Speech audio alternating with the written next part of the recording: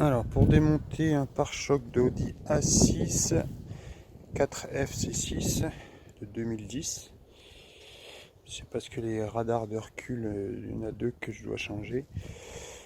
Alors, vous enlevez déjà la roue de secours, la planche à l'arrière qui est fixée avec ici. En fin de compte, c'est des clips.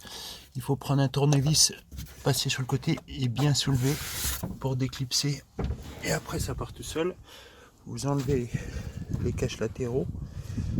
Là,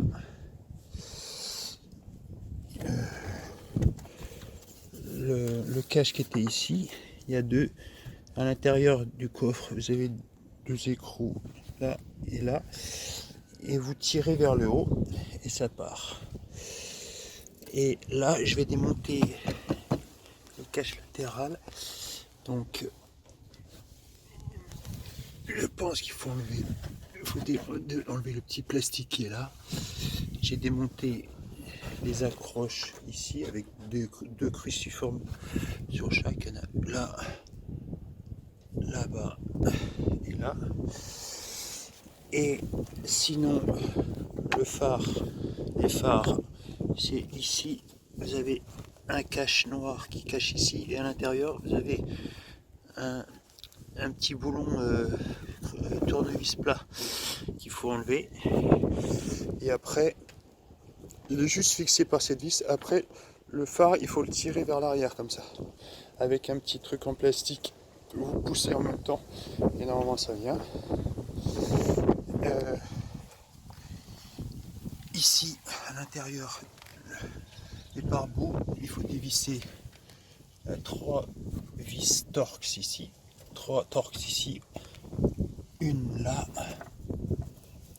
et l'autre elle est là-haut. Attendez, est-ce qu'elle est? Elle est... Voilà, elle est là. Et après ici, ça pourra s'enlever. Donc là, une fois que j'aurai démonté les caches, je vous reprends.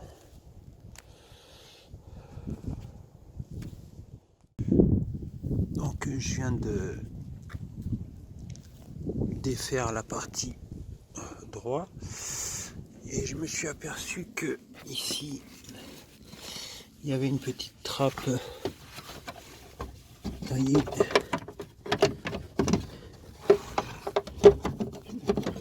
Je vais la remettre. Voilà un petit truc comme ça qui se clipse, que vous déclipsez en haut et en bas. Ne vous inquiétez pas, elle ne peut pas tomber plus bas. Et en fin de compte, ici, vous avez accès au premier radar de recul, celui de complètement à droite. Donc je pense que de l'autre côté, complètement à gauche, c'est pareil. Mais par contre, moi, c'est celui-ci qui ne marche pas et celui-là. Donc celui-là, je pense que par la trappe là, je pourrais l'avoir. Mais par contre, pour cela, je pense que il faut faire tomber le pare-choc. Donc je vous reprends plus tard. Alors je reprends. Donc sans faire tomber le pare-choc, c'est-à-dire en défaisant juste les garnitures derrière, on peut changer. Est-ce que je peux mettre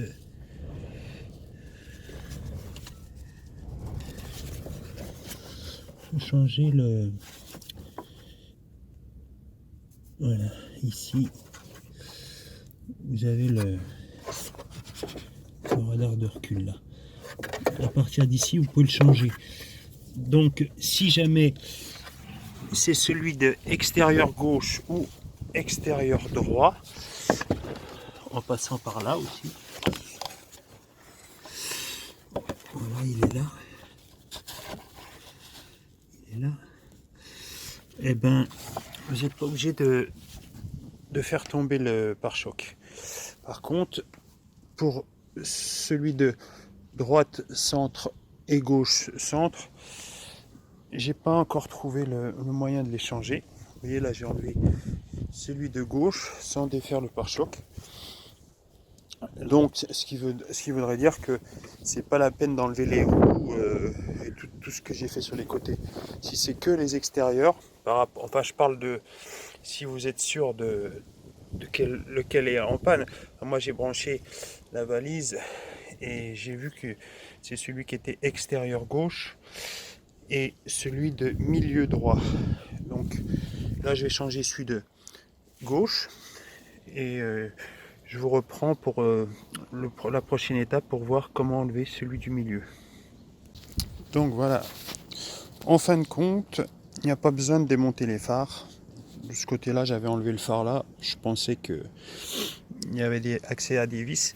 Mais finalement, les vis pour enlever le pare-choc, il y en avait une là et il y a deux trous là, deux vis là. Mais on a accès sans démonter le phare. Et dans ce trou là, une ici, ça fait 3 de chaque côté. 3 là. Et de l'autre côté, on les voit moins bien, mais voilà. Il y a les 2 trous là. Plus celle-ci. Voilà. J'avais démonté le crochet, le crochet d'attelage du coffre là, mais enfin de fermeture du coffre, mais finalement ça c'est pas la peine non plus. Et vous voyez, quand j'enlève le pare-choc, eh ben vous avez accès au radar là. Là.